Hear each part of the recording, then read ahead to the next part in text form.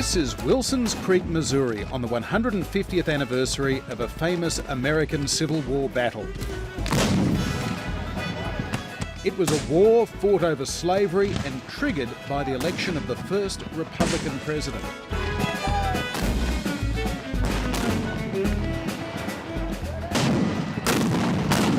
I think we're really just fighting some of the same battles again. At the time of this war, we're talking about a centralized government, and talking about a government making decisions that certain segments of the population didn't agree with, and isn't that where we are today with American politics? You know, where will our government go? What direction will they take? Will they be free spending? Will they be economically conservative? Will they be socially conservative?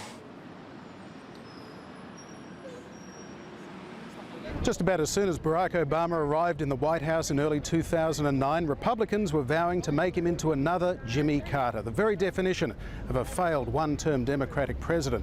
But of course, in order to make Obama another Jimmy Carter, they needed another Ronald Reagan.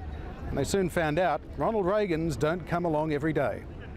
Everybody wants to be like Reagan because everybody agrees it was a success. Good heavens. He leaves office and the whole Soviet empire collapses.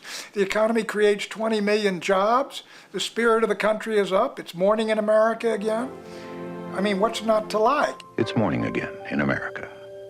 And under the leadership of President Reagan, our country is prouder and stronger and better. Why would we ever want to return to where we were less than 4 short years ago? Ronald Reagan is the guy on the poster. You know, he's the guy with the voice and the face and the beautiful words. A troubled and afflicted mankind looks to us, pleading for us to keep our rendezvous with destiny, that we will uphold the principles of self-reliance, self-discipline, morality, and above all, responsible liberty for every individual, that we will become that shining city on a hill.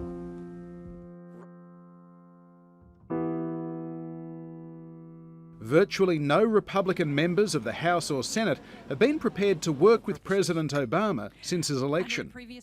In 2006, when the Republicans lost their control of the Senate, and so Mitch McConnell who was a Republican from Kentucky, became the minority leader, he essentially said the filibuster was going to be applied to everything that came through the Senate. So instead of 1 out of 100 measures or 1 out of 1,000, it was 80 out of 100 or 90 out of 100 of insisting on 60 votes to get things through.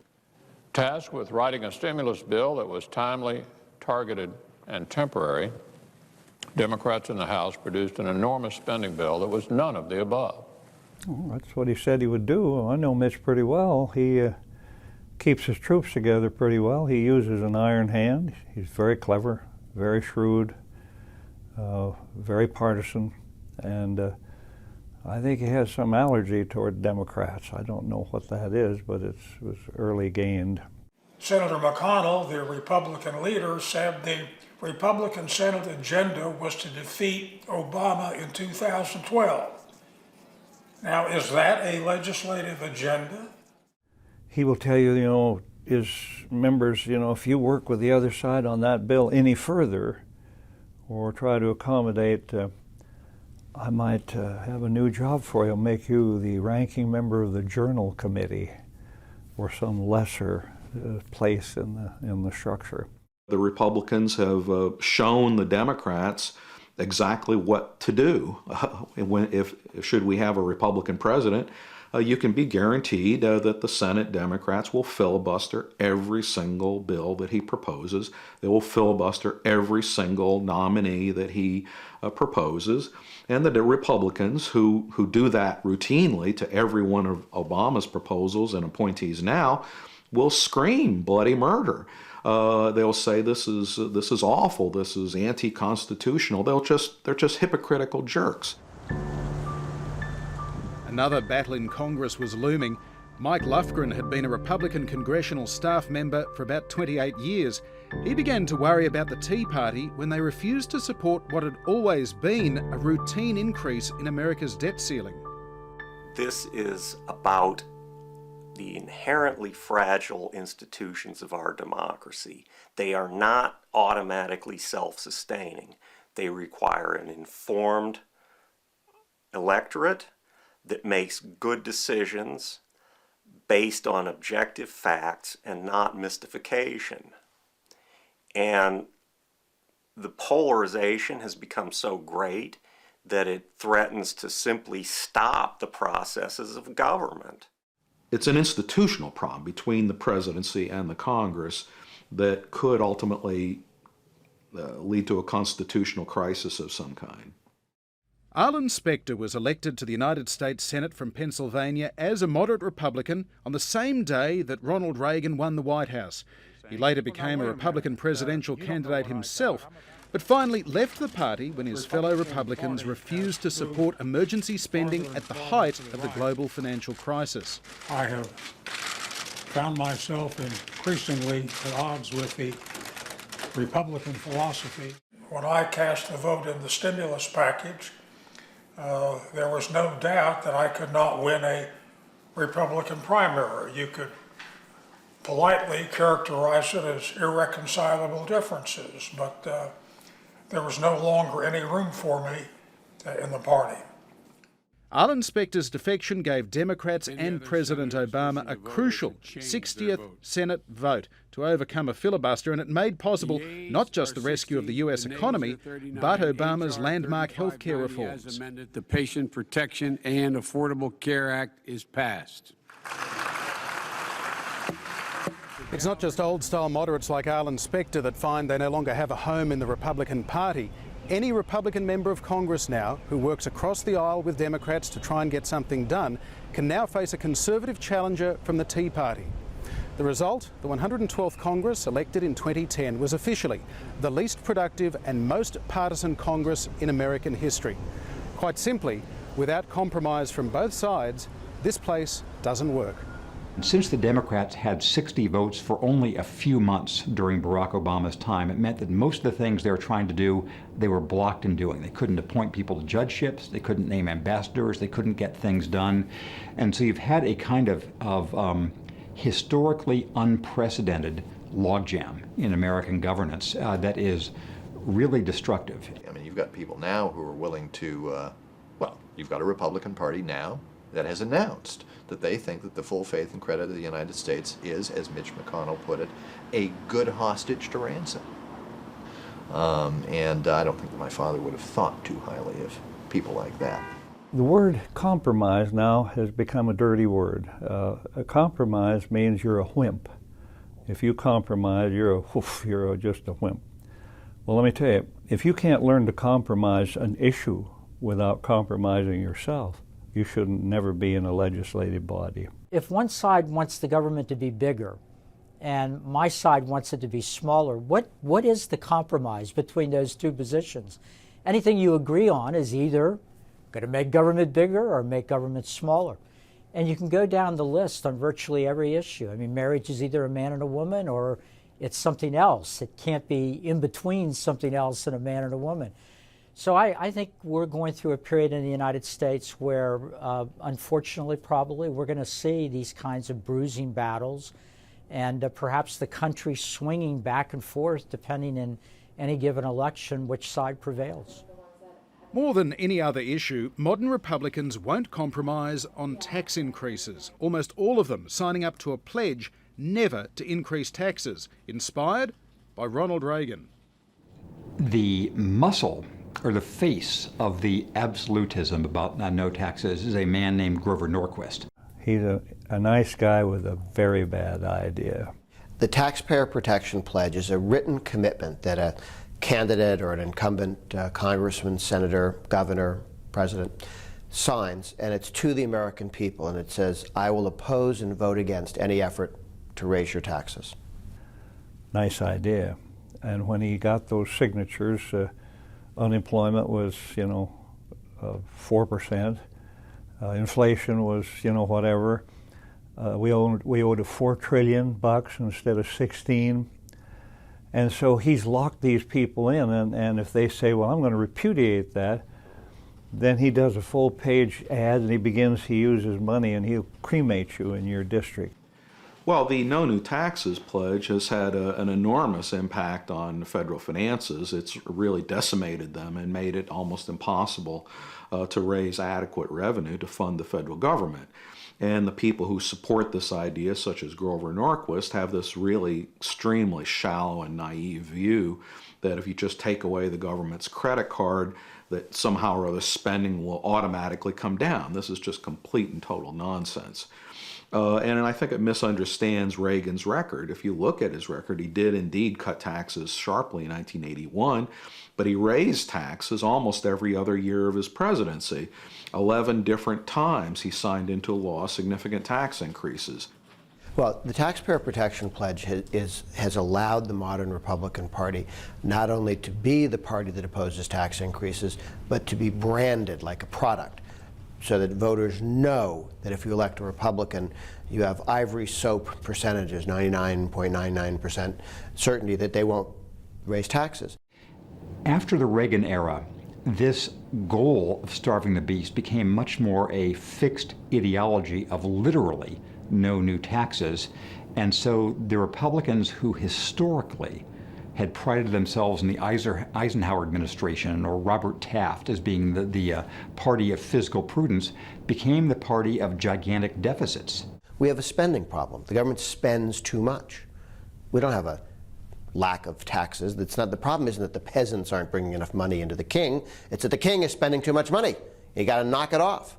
So step one, hey, we're not giving you any more money. Step two, stop spending so much.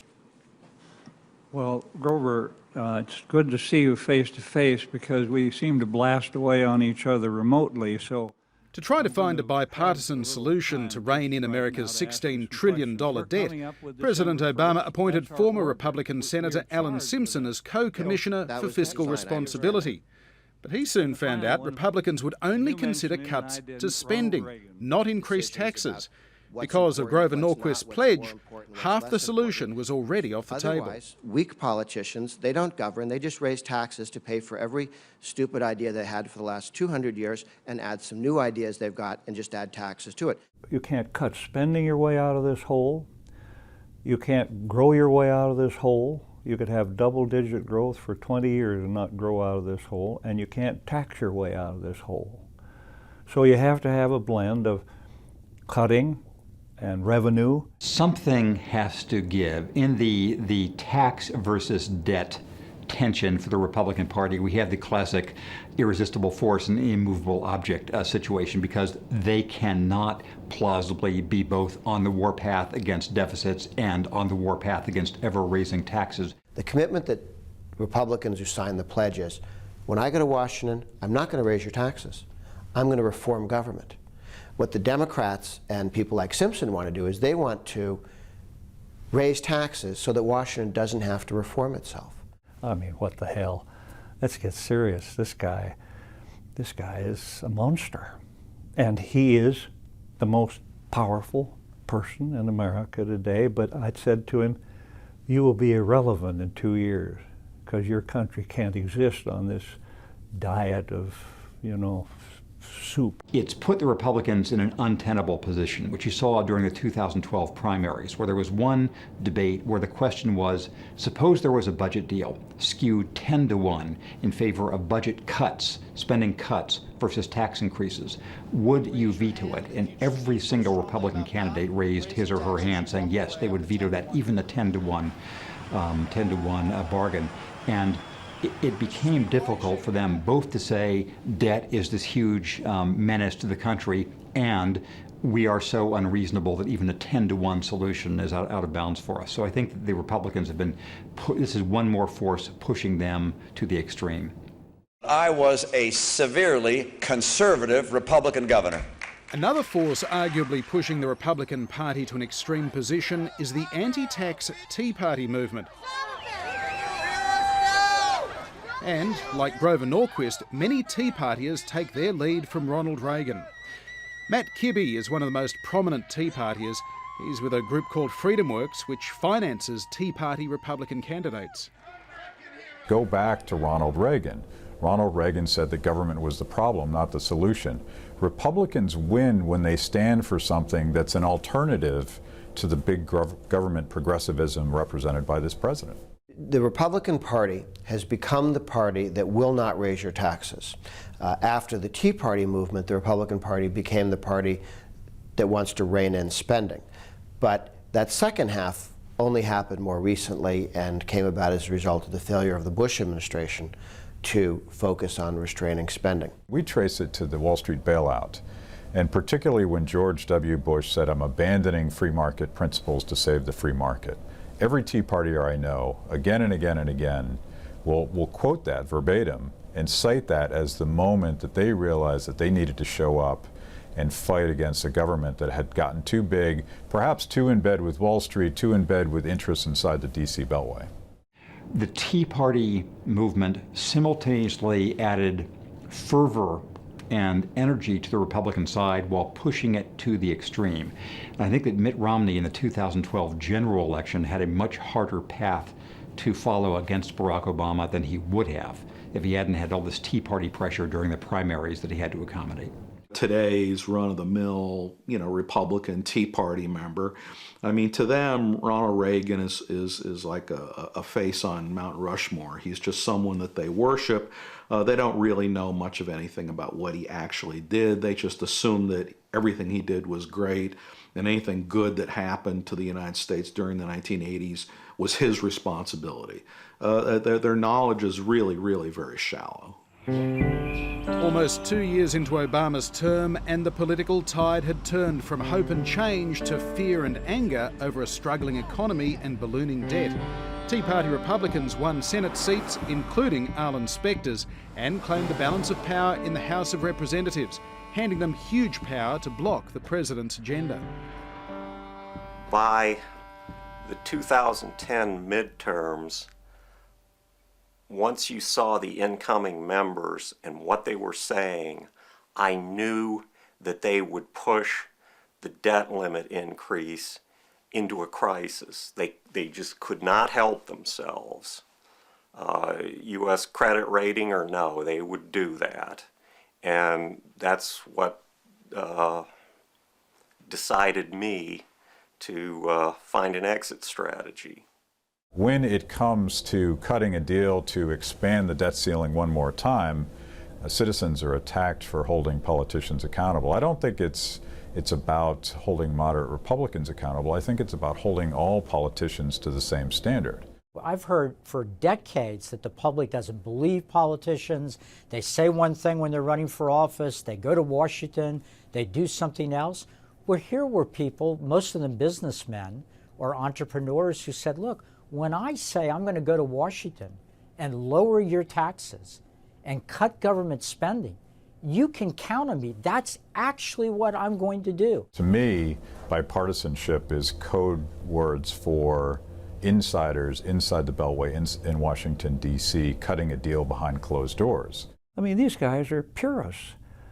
And the thing that will destroy and has destroyed the Republican Party through the decades of my existence is that they give each other the saliva test of purity, and then they lose, and then they bitch for 4 years and wonder how they lost. The culture of Congress was quite different in the 1980s. Remember, he did have the Republicans did control the Senate for 6 of his 8 years, and the leadership in the House was more old school. The idea that you opposed what the other party was for, but you didn't throw up insurmountable roadblocks. Tip O'Neill, for example, could have killed the Reagan tax cut. He was the Speaker of the House, by the way. Could have killed the Reagan tax cut in 1981 using parliamentary procedures if he had wanted to, but he didn't think that was right. He felt that the Reagan's policy proposal, even though it was wrong, was worthy of being voted upon, and let the people speak, let the members of Congress vote their consciences or whatever, and that view is clearly not the case today. There is a general feeling that the United States government is broken, that the gridlock is intolerable, and that Washington is a madhouse mess. You get your just desserts. I'm leaving. One of the biggest factors in the rise of the Tea Party movement was conservative media in the form of Rupert Murdoch's Fox News channel. Demonstration of democracy.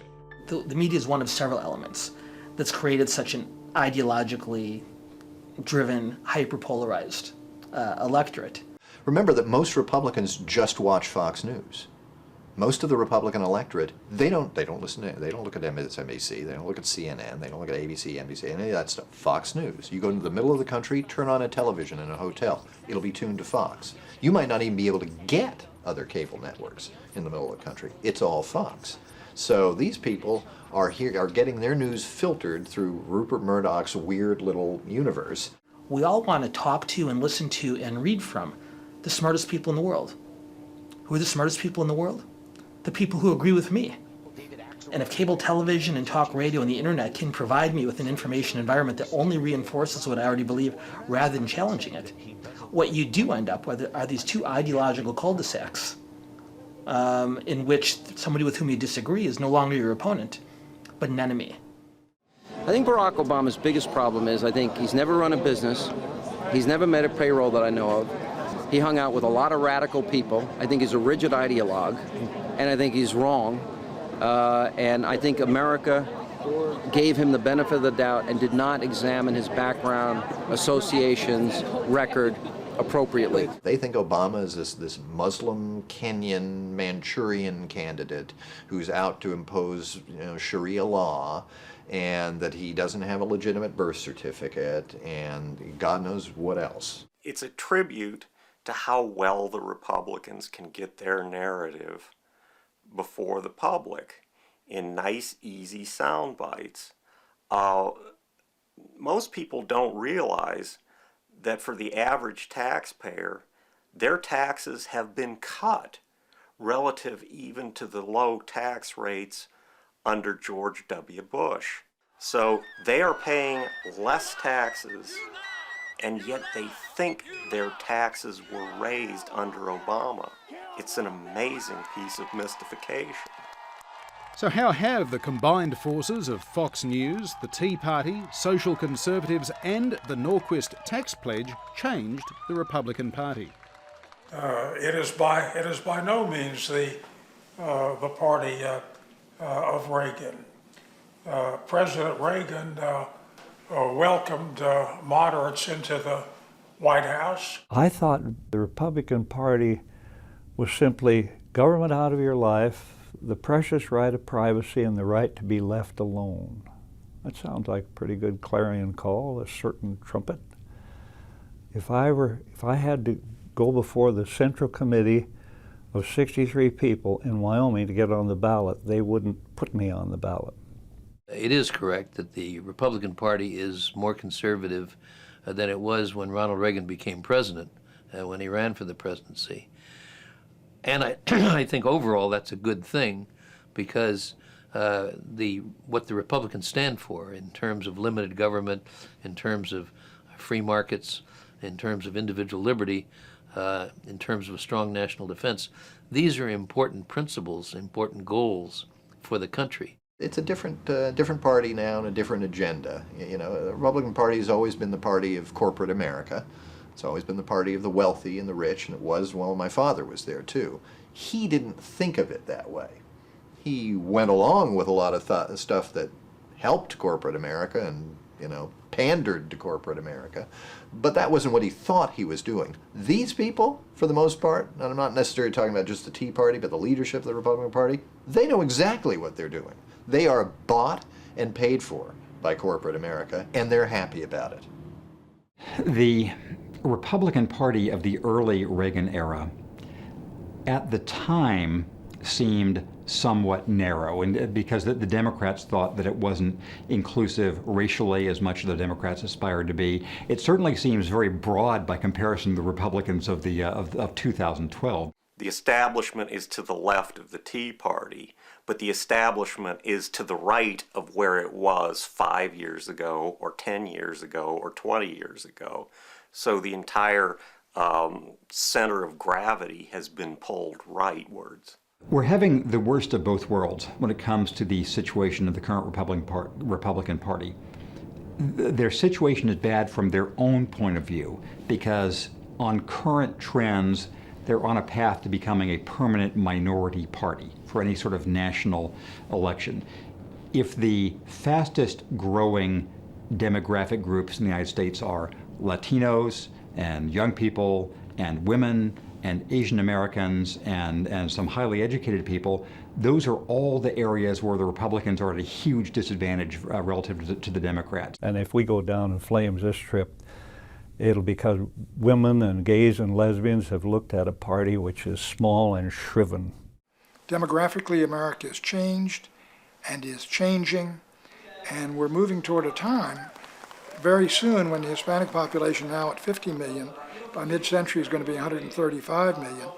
These folks basically vote 2-to-1 Democratic. There'll be a time when Texas goes the way of California, and that's the end of the Republican Party as we know it. Their path is bad for them. It's also bad for the country as a whole because they're likely to retain significant power in the Senate.